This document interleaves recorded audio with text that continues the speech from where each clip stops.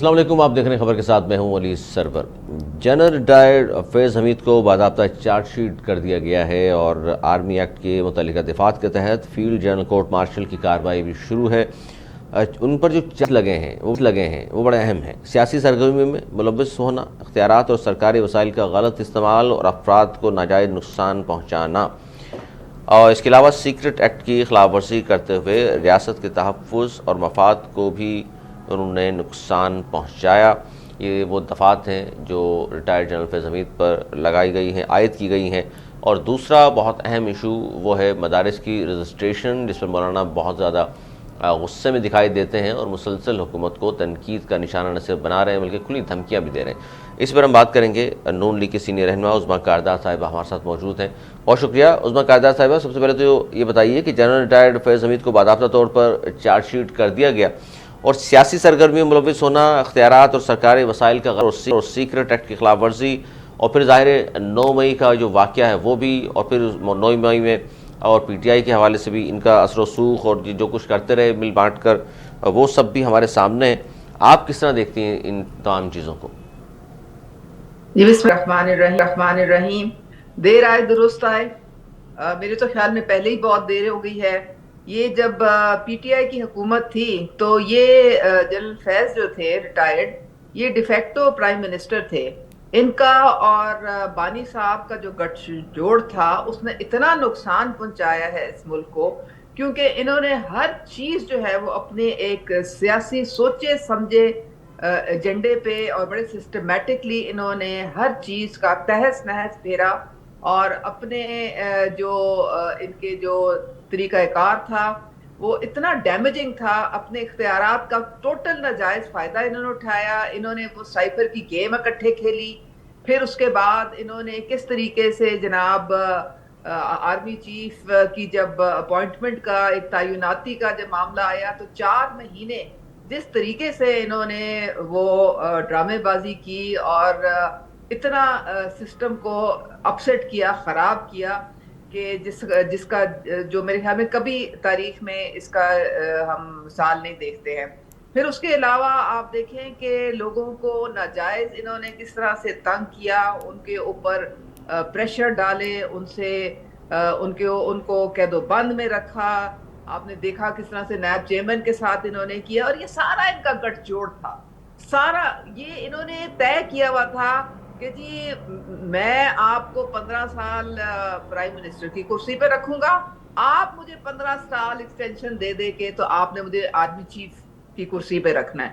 تو یہ طے ہو چکا تھا، یعنی ایک دوسرے کے دونوں سہولت کار تھے ٹوٹل۔ بلکہ یہ تو پتہ نہیں کہ اللہ تعالیٰ نے کوئی رحم کر لیا پاکستان پہ کہ یہ ان کے عزائم جو تھے کامیاب نہیں ہوئے، ورنہ یہ تو لوگ یعنی کہ جو ان کے ارد گرد کے لوگ تھے وہ تو اس کو بالکل سچ سمجھ کے انہوں نے ہضم کر بھی لیا تھا۔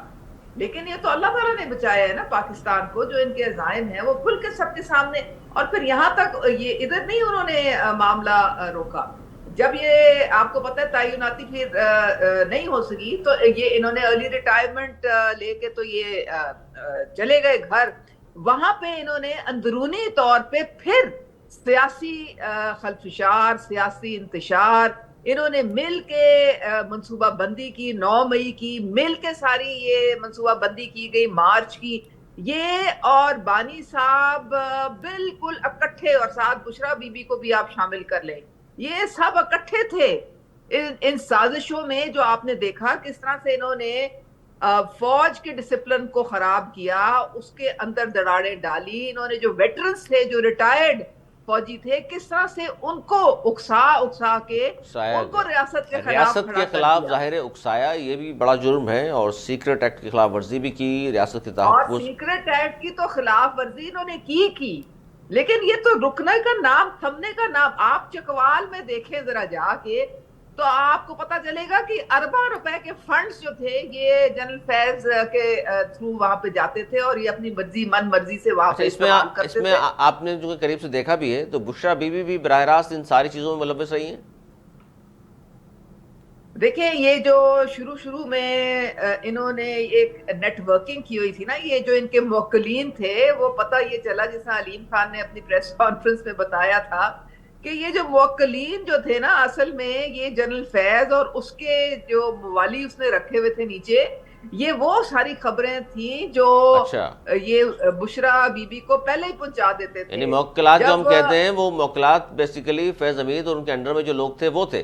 جناب تو جب یہ بانی صاحب گھر تشریف لے جاتے تو وہ ان کو کہتے ہیں دیکھو یہ کل یہ ہوئے گا، پرسوں وہ ہوگا، اور آپ کے ساتھ دفتر میں یہ ہوا. تو ساری کہانی تو ان کو پہلے پہنچا دی جاتی تھی نا. اور جو ہونے والا ہے وہ بھی فیض حمید وہ فوراً اسے کسی کو قید میں ڈالنا ہے، کسی کو عدالت میں ٹھوکنا ہے، کسی کو کہیں اور جو ہے کرنا ہے، وہ ساری چیزیں تو یعنی وزیر اعظم کو، کر کے بیٹھے عظمیٰ ہوتے کاردار تھے. صاحبہ، وزیر اعظم کو رپورٹ کرنا تو ایک الگ بات ہے، لیکن ان کی وائف کو بھی رپورٹ کی جا رہی تھی کہ کیا کچھ ہو رہا ہے.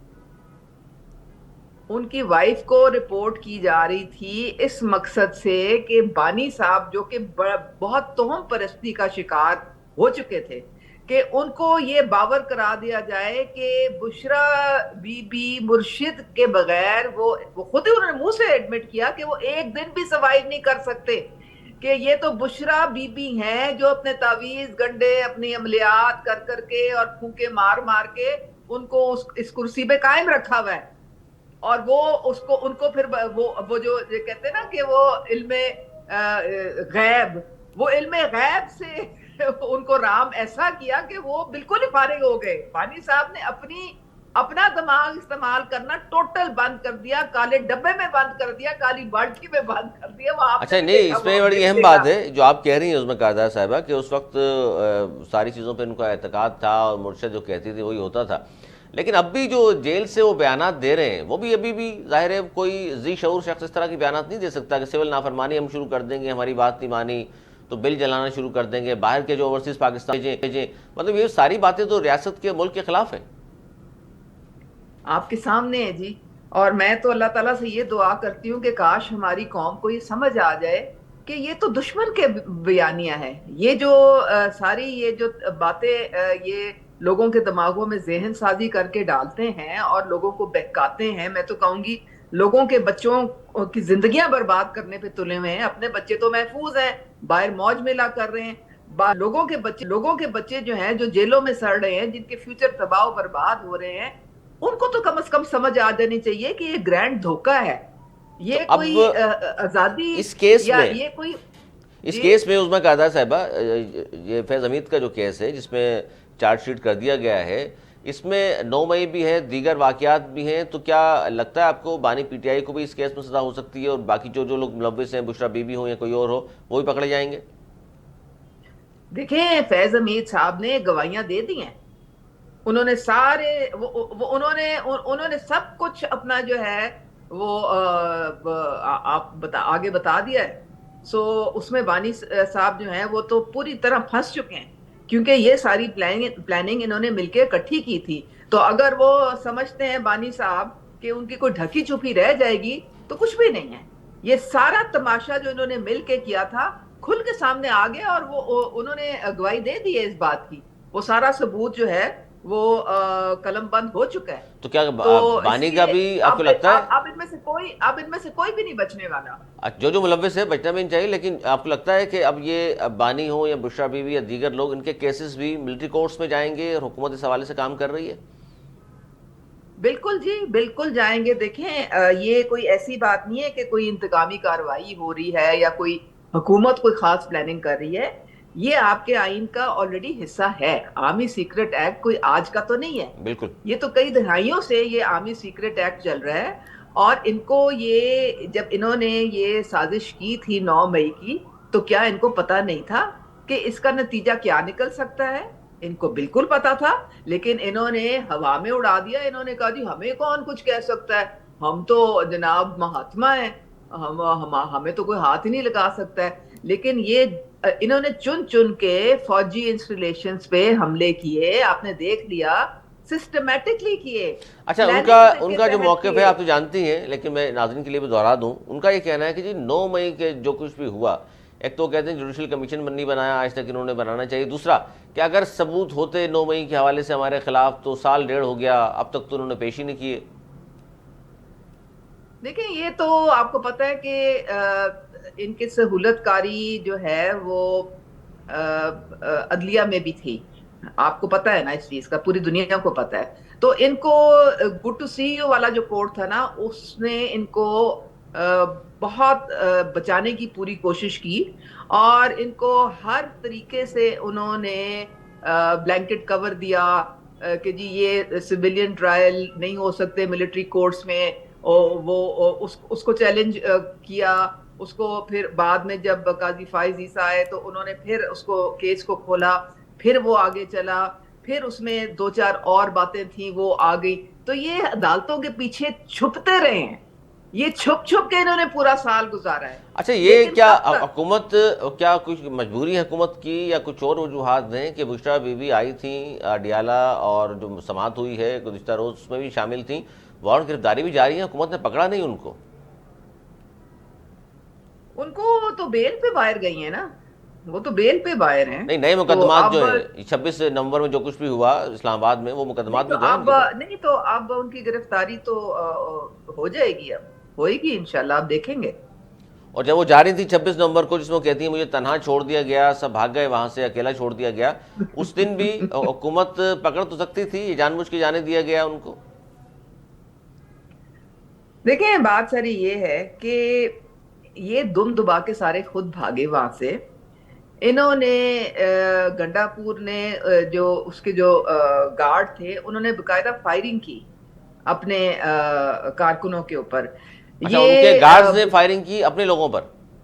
بالکل بالکل, کیونکہ کارکن جو تھے وہ بڑے اشتعال میں آ گئے. انہوں نے کہا کہ آپ ہمیں چھوڑ کے بھاگ کیوں رہے ہیں؟ وہ تو ویڈیوز بھی ہیں جس میں بڑا غصہ کر رہے تھے. باندھ کے نکلو, اور خود پہلی فرصت میں آپ بھاگنا شروع کر دیا. تو ان کو ہٹانے کے لیے, کیونکہ یہ تو ساری بلٹ پروف گاڑیوں میں بیٹھے ہوئے تھے, یہ اپنی بلٹ پروف گاڑیوں میں سے بھاگے ہیں, اس میں بھاگے ہیں. وہ کہہ رہی ہے میری گاڑی پہ تو فائرنگ ہوئی ہے, جس بلٹ پروف وہ جو اعظم سواتی کی بلٹ پروف گاڑی ان کے پاس تھی اس پہ شدید فائرنگ کہہ رہی ہوئی ہے. وہ فائرنگ تو گنڈا پور کے اپنے گارڈز نے کی, اور وہ بلٹ پروف میں بیٹھی تھی. ان کو کیا پرواہ تھی؟ وہ مرنے کے لیے تو کارکن لے کے آئے تھے. اور دیکھیں نا, آپ نے وہاں سے آپ نکلی, آپ نے کہا کہ جی میں جو سر پہ کفن باندھ کے نکلی ہوں, چاہے مجھے سینے پہ گولی لگے میں لوں گی. تو بھائی صاحب آپ نے نکل کے وہ جو آپ سو کالڈ لاشوں کی سیاست کرنے کی بہت ناکام کوشش کر رہے ہیں, تو کم از کم 2-4 کو اپنی گاڑی میں بٹھا لیتے, 2-4 زخمیوں کو بٹھا لیتے. کوئی تو ہوتی نا شناخت. ہمیں کہتے کہ لو جی یہ نہ کوئی وارثین ہے, نہ کوئی لاشیں ہیں, نہ کوئی ڈیٹا ہے, کچھ بھی نہیں ہے, بس ہوائی فائر ہے ان کے. اچھا وہ جو 12 کی ہے, پہلے تو خیر 278 کہا, پھر 300, پھر 250, لیکن فائنلی جو چیئرمین ہیں پی ٹی آئی کے بیرسٹر گوہر, وہ انہوں نے کہا جی 12 افراد جو ہیں ہمارے مارے گئے ہیں. اور 12 کے بھی آپ آئی ڈی کارڈ ہمیں دے دیں, آپ 12 کے جو لواحقین ہیں ان سے ہماری ملاقات کروا دیں, کوئی ان کا کوئی ایف آئی آر درج کروا دیں, کہیں کوئی ان کے خلاف عدالت میں چلے جائیں, تو تب تو ہم مانے بھی. کچھ بھی تو نہیں ہے. اچھا وہ جو انہوں نے کورٹ آف جسٹس میں تو جانے کو پھر رہے ہیں, لیکن اپنے ملک میں ہم نے کوئی کارروائی ابھی تک نہیں ڈالی. وہ کہہ رہے ہیں کہ جی بیانیہ بنا رہے ہیں سوشل میڈیا پر, آپ نے بھی دیکھا ہوگا کہ گولی کیوں چلائی. آپ کو بتا تو رہی ہوں, دیکھیں جی اگر وہ کہہ رہے ہیں نہیں, آپ جو بات کر رہی ہیں میں نے اسی پہ میں پوچھنا چاہ رہا تھا, وہ جو بیانیہ بنا رہے ہیں کہ جی گولی کیوں چلائی, گولی تو چلی ہے ورنہ ہمارے لوگ مرتے اور زخمی کس طرح ہوتے, تو آپ یہ کہہ رہی ہیں حکومت کی طرف سے کوئی ایسا نہیں ہوا. گولی کہاں چلی, گولیاں تو ان لوگوں نے چلائیں. پہلے تو اس کانسٹیبل کو, وہ بیچارہ کانسٹیبل جان سے ہاتھ دھو بیٹھا جو اٹک میں تھا, پھر اس کے بعد 4 رینجرز کی شہادت ہوئی, پھر ایک اور کانسٹیبل کی شہادت ہوئی, پھر 270 ہمارے ایسے اہلکار ہیں جو کہ زخمی حالت میں آپ کو پیمز میں ملیں گے, سی ایم ایچ میں ملیں گے, پولی کلینک میں ملیں گے. ان کی آپ ذرا روادات سنیں. وہ سی ایم صاحبہ ان سے ملنے گئی تھی, مریم نواز صاحبہ, وہ کہتے ہیں کہ جو کیلوں والے جو ڈنڈے ہیں ان سے ہمارے سر پھوڑے گئے, ہمارے ہڈیاں توڑی گئیں, بازوں کی, ٹانگوں کی, آنکھوں کو پھوڑا گیا, اور ہمیں آرڈر یہ تھا کہ آپ نے بس صرف انگیج کرنا ہے, آپ نے کوئی ریٹیلیٹ, کوئی اس کے آگے سے ری ایکشن نہیں شو کرنا. ان کو تو انہوں نے مار کے ان کا بھرکس نکال دیا. اچھا یہ جو حملے ہوئے ہیں, بیرسٹر علی طاہر صاحب بھی ہمارے ساتھ موجود ہیں جی, سینئر قانوندان بھی ہیں, بہت شکریہ بیرسٹر علی طاہر صاحب. علی طاہر صاحب, ظاہر ہے آج جنرل ریٹائرڈ فیض حمید کو تو باضابطہ چارج شیٹ کر دیا ہے, اور پرتشدد اور بدم واقعات 9 مئی سے جو جڑے ہیں ان واقعات میں بھی سامنے تفتیش بھی ہیں. کہا جا رہا ہے بانی پی ٹی آئی ہوں یا بشریٰ بی بی, ان کے نام بھی انہوں نے لیے ہیں, اور گٹھ جوڑ جو تھا اب وہ چونکہ پکڑے ہوئے گئے ہیں، سزا ہونے والی ہے، تو باقی لوگ بھی نہیں بچیں گے، اور یہ عظمیٰ کاردار صاحب بھی بول رہی ہیں بچنے بھی نہیں چاہیے 9 مئی میں جو لوگ ملوث ہیں، تو اب اس کس طرح دفاع کریں گے اس کا؟ بسم اللہ الرحمن الرحیم. علی سرور صاحب، thank you very much for having me. دیکھیے، ملٹری جسٹس کے بارے میں میرا جو ویو ہے علی سرور صاحب، وہ آپ جو ہے اچھی طرح سے جانتے ہیں، اور میں ملٹری جسٹس کو جسٹس ہی نہیں سمجھتا، بالکل ایسے جیسے میں ملٹری میوزک کو میوزک نہیں سمجھتا. چارج شیٹ ہوا ہے کیا نہیں ہوا ہے، this is not an open trial. یہ بند دروازوں کے پیچھے ٹرائل ہو رہا ہے. زیادہ تر میں نے سر ملٹری کورٹس میں اس طرح ہوتا ہے نا سر؟ جی سر. ملٹری کورٹس کی کارروائی اس طرح نہیں ہوتی؟ جی، اب میں وہی آگے آ رہا ہوں کہ جہاں تک میں نے پاکستان میں اپنے ایکسپیرینس میں ملٹری کورٹس کی کارروائی دیکھی ہے، اور میں ہائی کورٹ میں کچھ ریٹس میں جہاں پہ ان کو چیلنج کیا گیا، وہاں پر اس کے اندر وکیل بھی رہا، ایسی کارروائیاں سپیریئر کورٹس میں ٹکتی نہیں ہیں. I will find it very surprising اگر اس کو چیلنج نہیں کیا جاتا 199 کی جورسڈکشن میں، اور 199 میں جورسڈکشن میں چیلنج کرنے کے بعد اس کو سیٹ اسائیڈ نہیں کیا جاتا. دیکھیے، چارج جب ہوتا ہے فریم، علی سرور صاحب، that is the start of the trial. وہ تو آپ سے بتاتے ہیں کہ پروسیکیوشن کے مطابق یہ اور یہ آفینسز ہوئی ہیں، پھر اس کے اوپر ایویڈنس لیڈ ہوتا ہے، گواہیاں ریکارڈ ہوتی ہیں، کراس ایگزامینیشن ہوتی ہے، اس کے بعد آرگیومنٹ ہوتے ہیں، اس کے بعد کورٹ جا کے نتیجے پہ پہنچتی ہے that whether somebody is guilty اور somebody is innocent. ابھی تو ہم لوگ پہنچے ہیں چارج کے اوپر، مگر ہم نے وہ، کیونکہ ظاہر لے پرسن ہے آڈینس، تو ان کی کنزمپشن کے لیے ایسا لگتا ہے کہ جیسے وہ جو ہے آلریڈی کنوکٹ ہو گئے ہیں.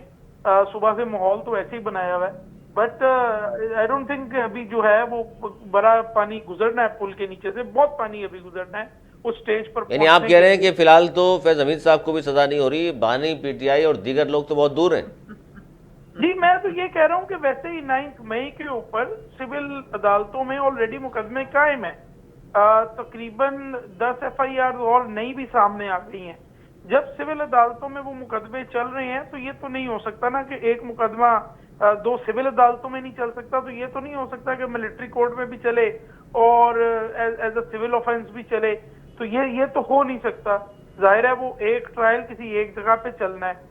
تیسری بات یہ ہے کہ زیادہ تر 9 مئی کے جو کیسز ہیں علی سرور صاحب، اس کے اندر یا تو لوگ ڈسچارج ہو گئے ہیں، مثال کے طور پہ یاسمین راشد کو آپ نے پکڑا ہوا ہے اور دوسرے کیسز میں، مگر 9 مئی والے کیس میں تو وہ ڈسچارج ہو چکی ہیں، یعنی ان کے خلاف کوئی مٹیریل ہی نہیں آیا، یا پھر لوگ پری اریسٹ کنفرم بیلز کے اوپر ہیں. تو 9 مئی کا بیانیہ عدالتوں کے اندر میڈیا پہ تو مجھے پتا ہے وہ بڑا چل رہا ہے، مگر عدالتوں میں تو وہ فلوپ ہو گیا ہے. اور پھر اچھا، فلوپ کیوں ہو گیا سر؟ یہ کیا بیرسٹر علی طاہر صاحب، کیا شہداء کے مجسموں کی بے حرمتی نہیں ہوئی، JSQ پہ حملہ نہیں ہوا، توڑ پھوڑ نہیں کی گئی، گاڑیاں نہیں جلائی گئیں، یہ ساری چیزیں مطلب آپ کہہ رہے ہیں کچھ بھی نہیں ہے؟ جی، اب میں وہی تیسری طرف میں آ رہا تھا. میں یہ کہہ رہا تھا کہ بڑی دیر سے ڈیمانڈ ہے کہ ایک جوڈیشل کمیشن بنا دیا جائے. وہ بھی آج جو کانسٹیٹیوشنل بینچ ہے اس کے سامنے میٹر فکس ہوا تھا. حکومت اگر اتنی ہی یہ سمجھتی ہے کہ یہ سارا کچھ PTI کے لوگوں نے کیا ہے، جو آپ کہہ رہے ہیں کہ گاڑیاں جلا دیں، مجسمے جلا دیے، اور جو ہے وہ پتہ نہیں کیا کیا کر دیا، دہشت گردی کر دی، یہ کر دیا، وہ کر دیا، اگر سارا کچھ ہے تو اس پہ کسی ایک انڈیپینڈنٹ ریٹائرڈ جج کو بٹھا دیں، ان سے کہیں کہ بھائی آپ یہ سرونگ کوئی سپریم کورٹ کا جج جو کانسٹیٹیوشنل بینچ سے نہ ہو، یہ میں کہتا چلوں صاحب، ان کو آپ بٹھا دیں، وہ اس کی تحقیقات کر کے ہمیں بتا دیں گے کہ کیا ہوا ہے کیا نہیں ہوا. فور دا ٹائم بینگ دیکھیے نا، اچھا، جوڈیشل کمیشن، میں کوئی انریزنیبل بات نہیں کر رہا، میں یہ کہہ رہا ہوں کہ 2 سیاسی حریف ہیں. ایک کہتا ہے کہ آپ نے یہ سارا کچھ کیا ہے، حالانکہ اس حریف کا سیاست سے کوئی لینا دینا نہیں ہے، ان کا اوتھ ہے کہ ہم سیاست کے اندر انٹرفیئر نہیں کریں گے، ہمارا سیاست سے کوئی لینا دینا نہیں ہے. دوسرا فریق کہتا ہے ہم نے یہ کام نہیں کیا. تو ظاہر ہے آپ کو انڈیپینڈنٹ بندہ ہی اس چیز کو ڈیسائیڈ کرے گا نا. For the time being courts کے اندر تو آپ کچھ ثابت نہیں کر سکے. اگر کوئی ایک بھی، ہم 2025 میں جانے لگے ہیں بھائی، 20 دن پیچھے ہیں، 20 دن بعد 2025 آ جائے گا. یہ 9 مئی 2023 کی بات ہے، 2 سال ہونے کو ہیں. آپ مجھے بتائیے کوئی ایک کنوکشن کسی کورٹ سے اگر ہوئی ہے تو میں آپ کی بات مان لوں گا. پوچھ لیتا ہوں عظمیٰ کاردار صاحبہ، یہ تو بڑے پکے ہیں سارے، وہ کہہ رہے ہیں جی بالکل بھی نہیں، کچھ ایسا ہے تو ثابت نہیں کر سکے آپ لوگ ابھی تک. جب آپ ثابت ہی نہیں کر سکے تو آپ یہ پھر کیسے PTI کے اوپر علی طاہر صاحب سن لیں، علی طاہر صاحب آپ نے جو کہا ہے اب سن لیں، اس میں کاردار صاحب بتا رہی ہیں کہ کیا کچھ کیا ہے اور کیا کیا ثبوت موجود ہیں حکومت کے پاس۔ دیکھیں یہ پہلی دفعہ ہم نے پاکستان میں دیکھا کہ 30 جو ہے وہ قومی سلامتی کے جو محافظ ہمارے ہیں ہماری ملٹری انسٹالیشنز پہ سسٹمیٹکلی ایک ہی ٹائم پہ اٹیک کیا گیا. اس کی ساری جو پلاننگ ہے وہ زمان پاک میں ہوئی. ہم نے یہ مراد سعید کی بھی آڈیو سننی، کنول شوذب کس طرح سے GHQ کی طرف لے جا رہی ہیں. ہم نے یاسمین راشد کی بھی ویڈیوز دیکھ لیں کہ وہ لبرٹی سے کس طرح سے وہ بیٹھے ہوئی ہیں پھولن دیوی بن کے اور جناح ہاؤس میں سب کو لے جا رہی ہیں. میں نے تو اپنی آنکھوں سے سارا یہ دیکھا ہے. پھر ہم نے دیکھا کس طرح سے میاں والی ایئر بیس پہ انہوں نے اٹیک کیا، پھر انہوں نے کارڈیولوجی انسٹیٹیوٹ پہ کیا، پھر ہمارے شہدا کی جو یادگاریں مسمار کی. تو یہ سارا آڈیو ویڈیو ایویڈنس ہے. یہ تو صرف آپ دیکھیں یہ کورٹس کے پیچھے چھپ رہے تھے. میں آپ کو بتا رہی ہوں ان کو یہ نہیں پتا کہ جب آپ فوجی تنصیبات پہ حملہ کرتے ہیں تو آپ سویلین ٹرائل میں نہیں پھر آپ کو دیکھا جاتا. اس میں آپ کا آرمی سیکرٹ ایکٹ کہتا ہے کہ آپ پھر ملٹری کورٹس میں آپ کے ٹرائل ہوتے ہیں. تو ان کو سوچ لینا چاہیے تھا. انہوں نے تو کسی ایک سویلین بلڈنگ کو ہاتھ نہیں لگایا، ایک کو ہاتھ نہیں لگایا. تو آپ مجھے یہ بتائیں کہ یہ سارا جو انہوں نے کام کیا جو کہ ہمارا دشمن کہتا ہے کہ ہم 75 سال میں نہیں کر سکے، کہ انہوں نے عوام کو اپنی افواج کے اپنے اداروں کے خلاف لا کے کھڑا کر دیا. اور اتنا انہوں نے تماشا بنایا کہ پھر وہ شادیانے بجے اور مٹھائیاں بانٹی گئی جو عمران خان ان کا ہیرو بن گیا. تو آپ مجھے یہ بتائیں کہ یہ اگر ریاست اس پہ اب جو ہے کوئی ایکشن نہیں لے گی تو پھر تو ایکشن تو ہونا چاہیے، جس نے بھی کیا ہے کام ایکشن ہونا چاہیے. لیکن وہ کہہ رہے ہیں جوڈیشل کمیشن کیوں نہیں بنا رہے تاکہ فیصلہ ہو جائے. دیکھیں آپ کوئی جوڈیشل کمیشن بنانے کی ضرورت نہیں ہے، سارا ثبوت موجود ہے. اور اب فیض حمید کی جو گواہی ہے وہ سب سے بڑا آپ کے پاس آ گیا ہے، کیونکہ یہ ساری چیزیں ان کے ساتھ مل کے یہ سازشیں کی گئی تھیں. وہ کھل کے سامنے آ گیا. ان کے یہ اکاؤنٹیبلٹی سب سے ہائیسٹ فورم پہ اب اکاؤنٹیبلٹی ان کے ایک عام انسان کی طرح ہو رہی ہے. کوئی رعایت نہیں برتی جا رہی ہے. تو یہ ان کو بھگتنا پڑے گا. پہلے انہوں نے یہ ڈرامے بازی کی کہ جی پولیس نے روکا کیوں نہیں، فوج نے روکا کیوں نہیں. خود انہوں نے فالس فلیگ آپریشن کیا، خود انہوں نے اپنی تنصیبات پہ. ان کو تو شرم آتی ہی نہیں بالکل. میں کیا باتیں کروں. اور اب یہ فرما رہے ہیں کہ انہوں نے کیوں اٹیک کروایا، انہوں نے فوج کیوں بلائی. خدا کا واسطہ کہیں تو آپ رک جائیں، کہیں تو ٹھہر جائیں. حکومت کے پاس سارے علی طاہر صاحب پاکستان کو دیوالیہ دیکھنا چاہتے ہیں. یہ کس قسم کے لوگ ہیں مجھے یہ بتا دیں جو IMF کے دفتر کے بعد باہر بیٹھ کے تو یہ پروٹیسٹ کرتے ہیں. یہ کس قسم کے لوگ ہیں جو ریزولوشنز لاتے ہیں کانگریس میں پاکستان کے خلاف. یہ کس قسم کے لوگ ہیں جو UN میں جا کے تو خلاف جو ہے وہ کہتے ہیں جی ہیومن رائٹس وائلیشن کر رہی ہے، پاکستان کو بدنام کر رہے ہیں. علی طاہر صاحب آپ پاکستان کو بدنام کر رہے ہیں. جوڈیشل کمیشن حکومت کہہ رہی ہے کہ جی جب سارے ثبوت موجود ہیں، اس میں کاردار صاحبہ یہ فرما رہی ہیں، تو پھر کیا ضرورت رہ گئی ہے اوپن شٹ کیسے پھر تو یہ. جی علی سرور صاحب آپ کو پتہ ہے میں آپ کی بہت ہی دل سے عزت کرتا ہوں ایز اے صحافی بھی اور ایز اے دوست بھی. اور جب بھی آپ کہتے ہیں میں آپ کے شو میں جو ہے وہ حاضر بھی ہوتا ہوں.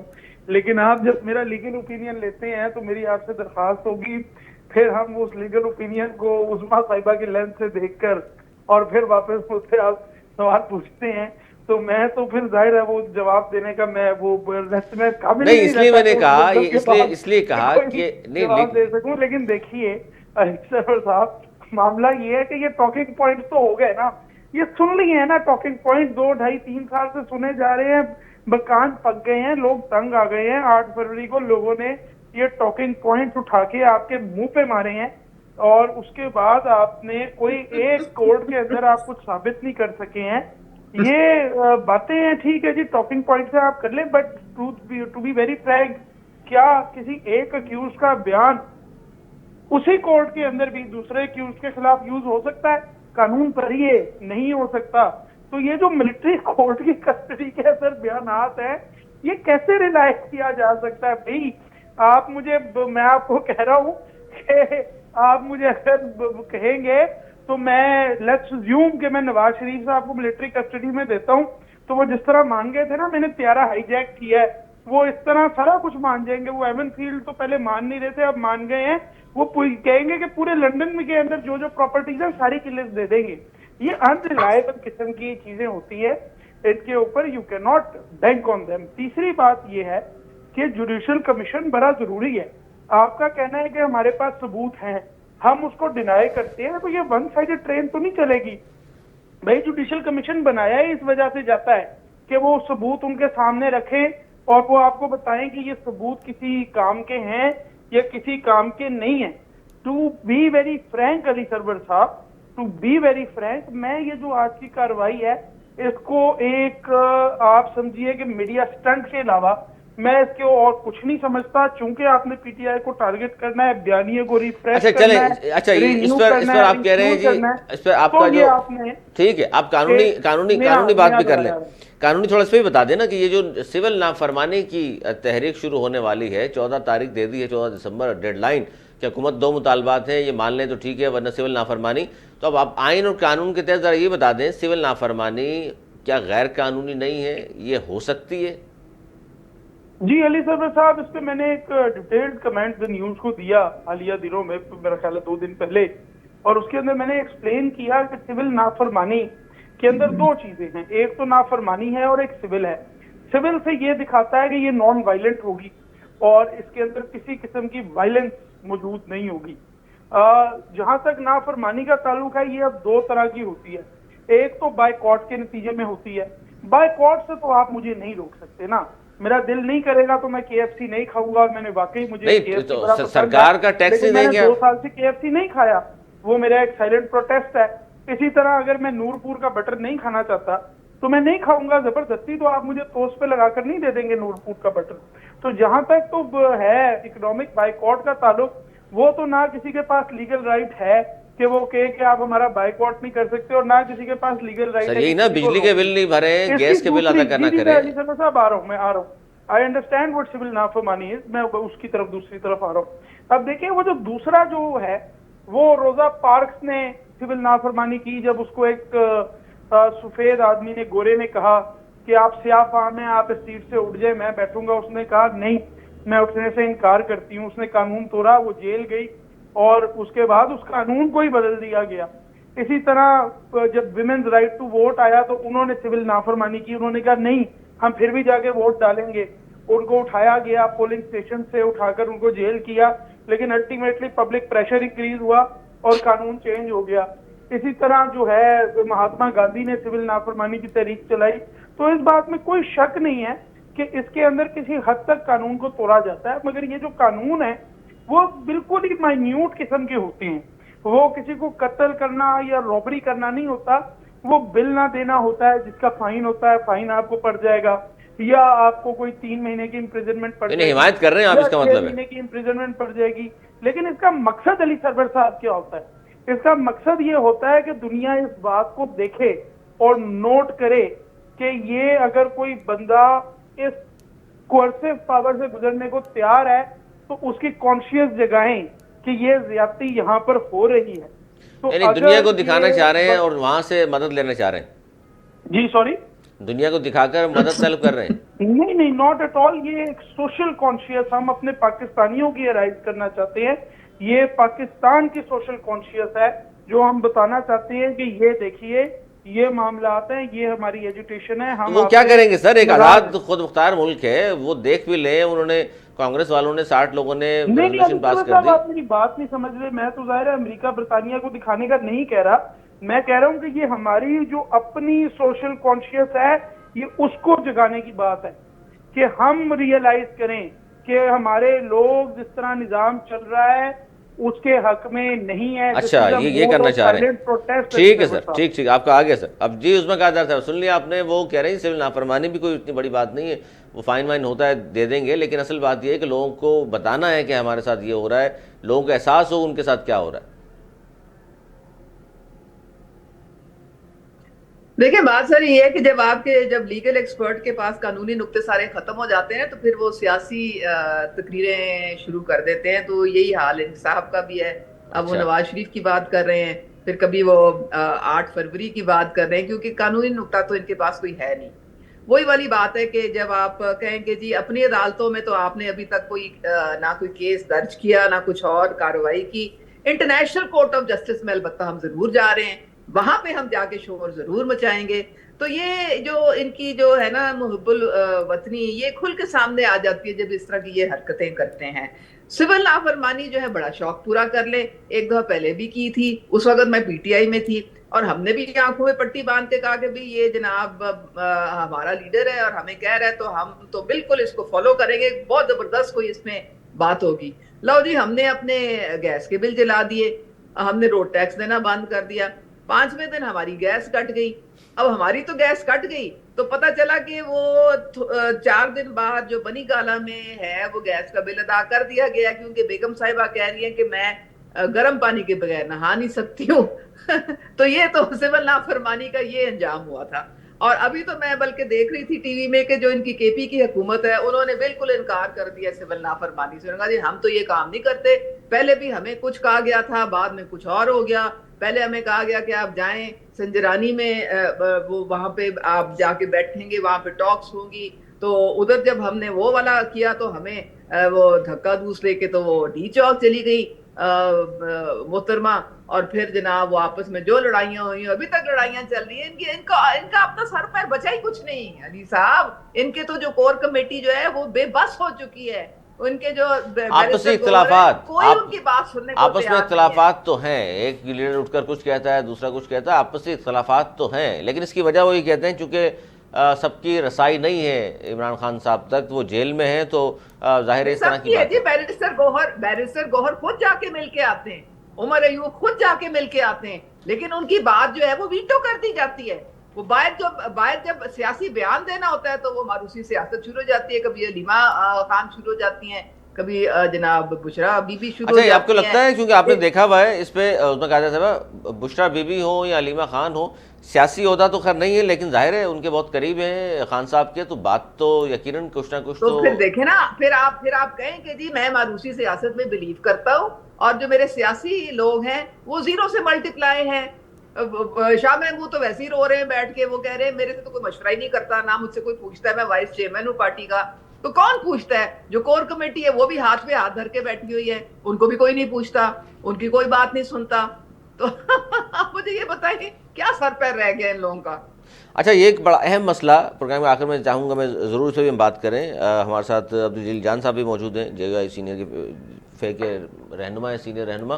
اور آپ بھی اور صاحب آپ بھی سن لیں، یہ جو مدارس رجسٹریشن کے حوالے سے مولانا صاحب جو ہیں وہ غصے میں بھی ہیں اور مسلسل حکومت کو وارن کر رہے ہیں، اور ان کا اپنا ایک موقف ہے.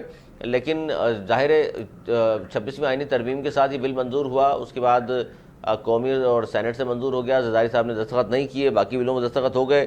تو یہ مسئلہ چونکہ اب بہت بڑھ چکا ہے. اب پہلے عبدالجلیل جان صاحب آپ بتا دیجئے سر، اب اس میں کوئی بات ہوئی ہے؟ کیونکہ کل جو اجلاس ہوا، علماء مشائخ کانفرنس ہوئی تھی، اس میں یہ کہا گیا کہ مدارس کے رجسٹریشن کے موجودہ نظام جو ہے اس کو برقرار رکھیں، اتفاق ہو گیا اس بات پر. اور وزیر تعلیم فرما رہے ہیں ہم سیاسی دباؤ میں ہرگز نہیں آئیں گے، یہ قومی فیصلہ ہے. اب آپ کیا کریں گے حضور؟ جناب گزارش یہ ہے کہ یہ کل والا اجلاس تھا وہ تو ان کا تھا، سرکاری مولویوں کا اجلاس تھا. سر یہ سرکاری مولوی تھے؟ سارے سرکاری مولوی تھے. وفاق المدارس کا کوئی بندہ وہاں پہ نہیں تھا، تنظیمات مدارس کا کوئی بندہ وہاں نہیں تھا. تو ہم کا بھی احترام کرتے ہیں، ہمارے لیے وہ بھی قابل احترام. سرکاری مولوی سے سر کیا مراد ہے آپ کی کہ جو سرکار کہے گی وہ وہی مانتے ہیں؟ حکومت نے میٹنگ بلائی تھی، سرکاری میٹنگ تھی. اچھا، اس میں آپ نے دیکھا حکومت کے نمائندے، حکومت کے وزراء، حکومت کے سارے موجود تھے نا. جی جی. جب حکومت بلائے گی تو سرکاری علماء آئیں گے نا. اچھا، سرکاری علماء بھی ہوتے ہیں، ٹھیک ہے سر. سرکاری علماء نہیں ہوتے. دوسری بات یہ ہے کہ وفاق المدارس العربیہ اور تنظیمات مدارس کی 17 دسمبر کو اجلاس بلایا ہے، اور ان تمام صورتحال پر وہ بڑی گہری نظر سے دیکھ رہے ہیں. ان صورتحال کو ہم نے حکومت سے کوئی ٹکراؤ نہیں کرنا. ہم نے حکومت کو بتا دیا ہے جو چیز طے ہے اس کو مت چھیڑیں. سر 2019 کا یہ بل ہے، اب جا کر کے کیوں اس پر آپ لوگوں کو اعتراض ہوا؟ اور اپنا بل بھی آپ شو نہیں کر رہے ہیں، اس بل میں کیا چیزیں لکھی ہیں آپ نے؟ اگر 2019 کا بل ہے تو پھر 2026 کو لانے کی کیا ضرورت تھی؟